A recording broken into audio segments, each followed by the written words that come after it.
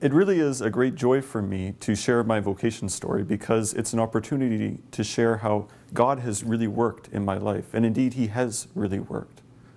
I grew up in the small town of Walkerton, and I'm very grateful to the Lord for giving me two wonderful parents and a brother and two sisters. One of the big influential moments in my youth was when I joined the Columbian Squires, and that had a great impact on my life. The Columbian Squires is a youth organization for young men between the ages of about 10 and 18. So I joined when I was 12, and it was really this group that taught me not only how important is a relationship with God, but also how important it is to serve. We did so many different acts of service, helping out different people here and there. And it was through these things that I really came to learn and to see how valuable and how important this is for the meaning of my life. Like, this was the center of almost everything, that it revolves around this relationship with God and around spreading that through service to others, through helping other people in different ways. And it was at some point during this time, I'm not really sure when exactly, that the idea of priesthood came into my mind and into my heart. I still don't remember when the first moment the Lord asked me to do this was, but it was there. And of course, like many young men during this time, like when God asks you to become a priest, it's not like, oh, okay, yeah, sure, I'll do it. It's something that shakes you and that really makes you almost rethink your entire life, and God had prepared this moment for me by these different events, by my good family life, and by having this group of young men where I could grow and learn more about the Lord and serve Him. And so, at first, even though I ran away, even though I thought, okay, Lord, well, I don't really want to do this, so maybe I'll become a teacher or an accountant or a farmer or anything else, After a while, I began to realize that this was a gift from God. It was something that He wanted to give to me. And it was something that was for my own good. It's something that I would really enjoy doing. And He did this mainly by just constantly dragging me along, constantly pulling, constantly banging on the door until I would finally let Him in and listen. And for me, that moment came at World Youth Day in Toronto. It was there that for the first time, I really began to open up about my call to the priesthood. When I started actually telling people about this great call from the Lord. And what sparked this was when, at the beginning of the World Youth Day, in my hometown actually of Walkerton, we had what were the days in the diocese. And one of the speakers there gave this incredible talk. He was speaking about how the Lord Jesus is really and truly present in the Blessed Sacrament. And that in so many of our churches, He just sits there idle all day with no one there to worship Him, no one there to be with Him.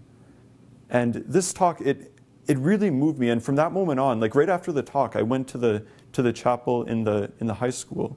And I made a promise to the Lord that I would never leave Him alone, that I would always make sure that I kept Him as a huge part of my life, and His presence in the Blessed Sacrament especially. So for me, that's one of the biggest movements, one of the biggest thrusts for my desire to be a priest. Later on at this same World Youth Day, for the first time ever, I was asked by someone if I had ever thought about becoming a priest. And that really pushed me, and it seemed like this was the opportunity finally to tell someone, anyone, just to say, like this desire that had been welling up in me had been pushing me all along. Like I knew for probably a year or two already that this was where I had to go, that I knew that I had to be a priest, but I was too scared to tell anyone about it. So when this person at World Youth Day, the leader of our group, asked me if I wanted to become a priest, I was like, yes, I want to be a priest, And she talked to me a little bit and really encouraged me, and it was great to see that my desire to be a priest wasn't something that turned people away. She didn't laugh at me, and I didn't feel embarrassed. So it was really good. And the Lord worked through her in that moment.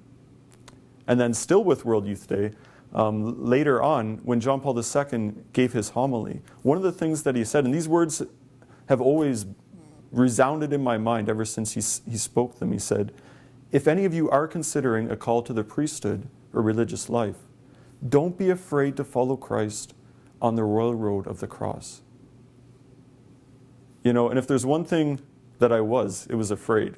And to hear John Paul II say that, this man who, like really, if anyone had anything to be afraid of, it was him. His whole life story growing up in Poland under Nazism, and later on communism, he had something to be afraid of, but yet he wasn't, and he was telling me not to be afraid. So that was something that was incredibly powerful. But the thing about priesthood is that it's not like, it doesn't work A plus B plus C plus D equals priesthood. Just because I've had all these great events, just because the Lord has worked in my life in all these different ways, it doesn't prove that I should be a priest. It doesn't automatically mean that I should be a priest. That's not how the Lord works. And I've come to find this as I've discerned my call over the last number of years.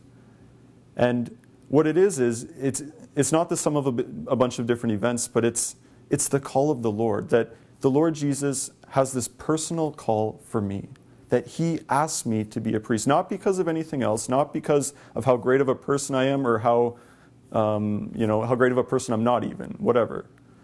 It's the Lord's call, and that's the only thing that matters. It doesn't matter if you're the smartest person in the world. It doesn't matter if you have all these great abilities and talents. The Lord calls. And the only thing that we can do, the only thing that I feel I can do, is just say, here I am, Lord. I come to do your will. I want to serve you. If you want me to be a priest, I will be a priest. And so if I had any advice to offer for any young people out there who are considering either a call to the priesthood, or many of the young women who are considering a call to serve the Lord as a sister, to really be open to this call and to not worry so much about what your past life has been, the things you've done, or if you have all the great abilities, if you have the face of a priest or the face of a sister, it doesn't matter. What matters is if the Lord is calling you. And if the Lord invites you, the only thing you can do is respond with yes.